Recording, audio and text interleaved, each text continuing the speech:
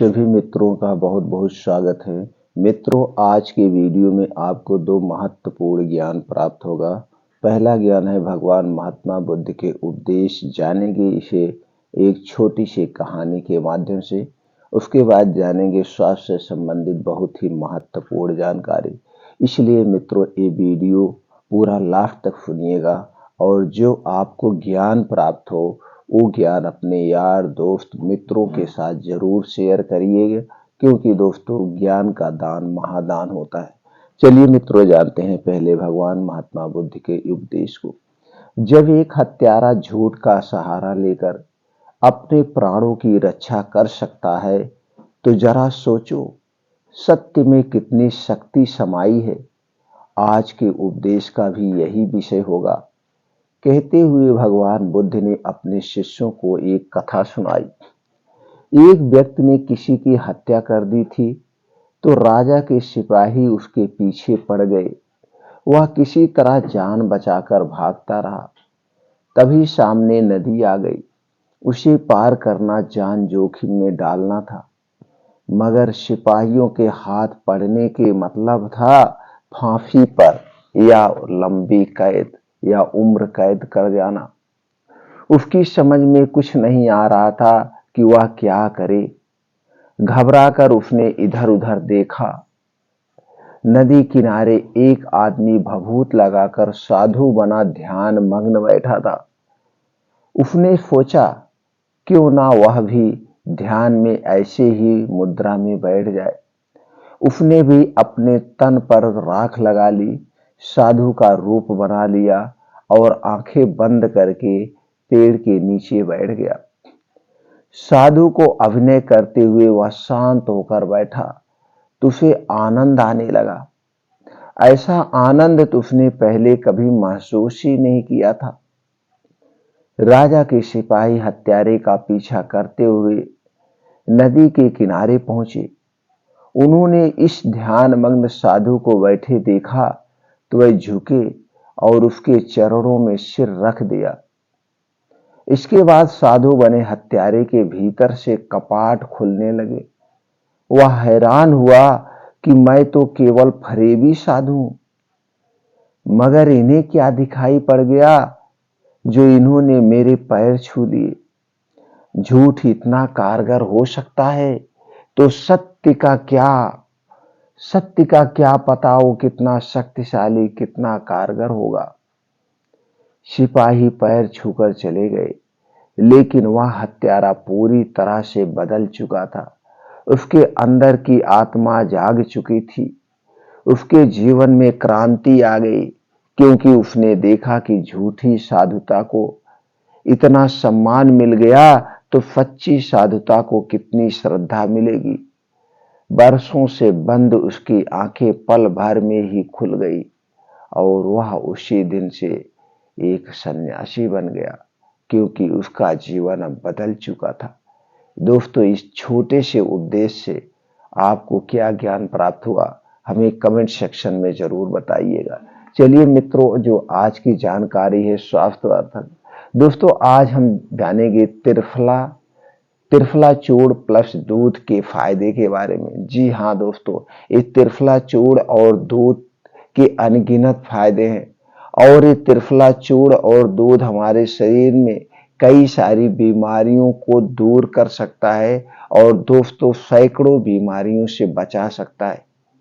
त्रिफला हमारे धरती का एक ऐसा अद्भुत पाउडर है जो हमारे शरीर की कई तरह से सुरक्षा करता है। और दूध दोस्तों, ये तो प्रोटीन विटामिन का खजाना ही है। तो आज हम इस वीडियो में यही जानेंगे दूध और त्रिफला चूर्ण को हमें कब लेना है, कितनी मात्रा में लेना है जो सबसे ज्यादा जरूरी है, और इसके क्या क्या फायदे हैं। तो दोस्तों, उसके पहले हम जान लेते हैं त्रिफला में कौन कौन से पोषक तत्व पाए जाते हैं, कौन कौन से विटामिन पाए जाते हैं, फिर दूध में कौन कौन से पोषक तत्व और विटामिन पाए जाते हैं। दोस्तों, त्रिफला में पाया जाता है carbohydrate, vitamin, mineral, sodium, fibre, antioxidant, gallic and chebulic acid, anti inflammatory, vitamin C, vitamin E, vitamin A, vitamin K, calcium, phosphorus, fibre, iron, zinc जैसे छोटे मोटे बहुत सारे तत्व पाए जाते हैं। अब हम जानते हैं दूध में क्या क्या पाया जाता है। दोस्तों, दूध को हम प्रोटीन का खजाना कहते हैं। प्रोटीन प्रचुर मात्रा में पाया जाता है। सभी तरह के विटामिन इसमें पाए जाते हैं। Calcium, riboflavin, vitamin B2, vitamin A, vitamin D, vitamin E, vitamin K, vitamin B complex, vitamin D, phosphorus, magnesium magnesium iron, iodine, ऊर्जा, एंटीऑक्सीडेंट जैसे और छोटे मोटे तत्व पाए जाते हैं। दोस्तों, अगर हम इसके फायदे की बात करें तो ये हमारे शरीर में जो वात, पित्त, कफ पाया जाता है, ये तीनों दोषों से बचाता है, तीनों दोषों से बढ़ने से रोकता है। गैस, कब्ज, एसिडिटी से राहत दिलाता है। पाचन तंत्र को मजबूत बनाता है। आंतों की सफाई करने में सहायक है। लीवर को मजबूत बनाता है। शरीर की रोग प्रतिरोधक क्षमता बढ़ाता है। टाइप 2 मधुमेह से बचाता है। चेहरे के मुहासे की समस्या से राहत दिलाता है। बालों को झड़ने, बालों को पकने से बचाता है। बालों को काला व मुलायम बनाए रखता है। आंखों की बीमारी से बचाता है। आंखों की रोशनी बढ़ाने में सहायक है। दांतों में होने वाली बीमारियों से बचाता है। एसिडिटी हड्डियों और जोड़ों के दर्द से राहत दिलाता है। शरीर की सूजन कम करने में सहायक है। कैंसर जैसे रोग से हमारे शरीर की सुरक्षा करता है। मोटापा को नियंत्रण में रखता है। घबराहट को दूर करता है। अर्थराइटिस की समस्या से राहत दिलाता है। ऐसे छोटे मोटे दोस्तों इसके बहुत सारे फायदे हैं। ये दोस्तों हमें जो पैरालाइसिस होता है, पैरालाइसिस जैसी बीमारियों से बचाता है। अगर हम त्रिफला चूर्ण और दूध बराबर लेते रहें दोस्तों, बहुत सारी ऐसी बीमारियां हैं जो हमारे शरीर में कभी नहीं होगी। और यही छोटी छोटी बीमारियां दोस्तों बड़ी बीमारी का रूप लेती है। अब मित्रों, हमें जानते हैं इस दूध का हमें प्रयोग कैसे करना है। दोस्तों, आपको लेना है 1 गिलास शुद्ध गाय का दूध। अगर दोस्तों गाय का दूध मिल गया तो अमृत के समान है, वो भी देसी गाय का। और नहीं तो दोस्तों आपको घर का कोई भी दूध हो, घर का चाहिए। पैकेट का दूध हमें नहीं लेना है। पैकेट के दूध में दोस्तों कुछ प्रोसीजर होते हैं जो हमारे स्वास्थ्य के लिए हानिकारक है। इसलिए दोस्तों अगर आप पैकेट का दूध खा रहे हैं तो आज से बंद कर दीजिए। आप घर का दूध खाइए, गाय का दूध खाइए, सबसे अति उत्तम है। ये जल्दी पचता भी है और इसमें भैंस के दूध से ज्यादा प्रोटीन्स पाए जाते हैं। तो दोस्तों आपको लेना है गाय का 1 गिलास दूध और उसी के साथ लेना है त्रिफला चूर्ण। त्रिफला चूर्ण दोस्तों आप किसी भी कंपनी का ले लीजिए। इसमें कुछ नहीं होता, हर्रा बहरा आंवला 3 फलों से बना हुआ है ये त्रिफला चूर्ण। त्रिफला चूर्ण आपको 1 चम्मच मिला करके रात में सोते समय खाना खाने के 1 घंटे के बाद लेना है। और इस दूध को पीने के बाद कुछ भी खाना पीना नहीं है। दूध पीने के 1 घंटे के बाद ही सोना है, तुरंत आपको नहीं सोना है। तो इसके बेनिफिट हमने पहले बता दिया। तो दोस्तों इसे आप ले सकते हैं। इसे कितना दिन तक लेना है, जब भी लीजिएगा इसे लगातार 3 महीने लीजिएगा, आपके शरीर में बहुत सारे बदलाव आ जाएंगे।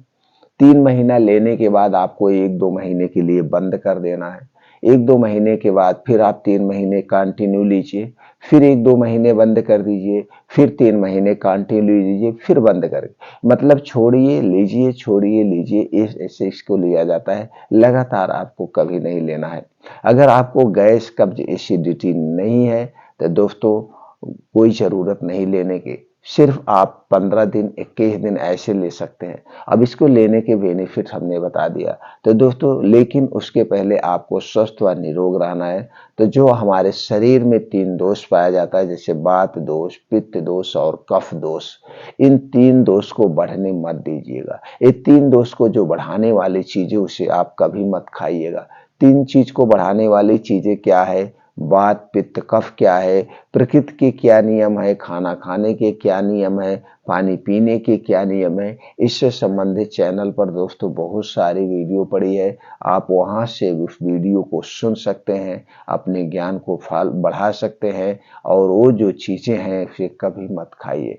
और लास्ट में दोस्तों एक बात आप लोगों से जरूर कहेंगे कि दोस्तों रोज डेली 2 घंटे का समय आप अपने लिए निकालिए। ये 2-2 घंटे का समय क्या है, सुबह 5 बजे, किसी भी कीमत पर सुबह 5 बजे उठने का प्रयास करिए। सुबह 5 बजे उठने के बाद आप अगर आपको गैस है, कब्ज है, एसिडिटी है तो 1 से 2 गिलास गुनगुना पानी पीजिए। बैठ के आराम से सिप सिप करके ऐसे पीना है, एकदम जैसे चाय आप पी रहे हैं इसी तरह से पानी पिए। उसके बाद डेली दिनचर्या से निवृत्त हो जाइए, फिर निकल जाइए मॉर्निंग वॉक। आपको डेली दोस्तों, आपकी उम्र जो भी हो, चाहे आप 15 के हैं, चाहे आप 90 के हैं, चाहे आप 100 के हैं, आपको डेली दोस्तों 5 से 6 किलोमीटर का मॉर्निंग वॉक करना है। और ये मॉर्निंग वॉक आप हो सके तो नंगे पांव करिए, हरी घास जहाँ पे है, जहाँ पे मिट्टी होती है। इसके बहुत सारे बेनिफिट्स है, इसके इतने सारे बेनिफिट्स है दोस्तों, अगर हम बेनिफिट की बात करें तो आधे घंटे लग जाएंगे। बस इतना जान लीजिए, नंगे पांव जब आप चलते हैं, जो छोटे छोटे कंकड़ होते हैं, ऊबड़ खाबड़ मिट्टी होती है, उस पे आपके जब पैर पड़ते हैं दोस्तों, एक प्रेशर का काम होता है। और जो आसमान से ओस की बूंदें आपके पैर में लगती है, इससे आंखों की रोशनी तेज होती है, आंखों से संबंधित बीमारी कभी नहीं होती है। इतने सारे इसके फायदे हैं। और दोस्तों ये जो 5 से 6 किलोमीटर आप चलेंगे, इसे आधे घंटे में कवर करने का प्रयास करिए, आधे घंटे में। और जब इसे आप आधे घंटे में कवर करने का प्रयास करेंगे तो आपको दौड़ भी लगाना पड़ सकता है, तेज भी चलना पड़ सकता है। तो इसे आप अपने शारीरिक कार्य क्षमता के अनुसार उतना तेज चलिए, दौड़ लगाइए अपने अनुसार। और दोस्तों जब आप तेज चलते हैं तो आपके दिल की धड़कन नॉर्मल से 10 गुना तेज हो जाती है, जिससे आपके शरीर में गर्मी होती है और गर्मी की वजह से पसीना निकलता है। पसीने के माध्यम से शरीर में जो विषैले पदार्थ हो निकल के बाहर हो जाते हैं। अभी योगा, अब उसके बाद मॉर्निंग वॉक कंप्लीट करने के बाद वहीं बैठ के आपको 2 योगा जरूर करना है। पहला दोस्तों नाड़ी शोधन योगा, जिसे हम अनुलोम विलोम कहते हैं। दूसरा है कपालभाति। ये दोनों 20 से 25-25 मिनट जरूर करिए। उसके बाद वहीं बैठ के शीर्षासन, प्राणायाम, सूर्य प्राणायाम, ये कुछ ना कुछ योगा जरूर करिएगा। और लास्ट में 15 से 20 मिनट का ध्यान करिएगा, मेडिटेशन करिएगा। इससे दोस्तों आप हमेशा स्वस्थ व निरोग बने रहेंगे।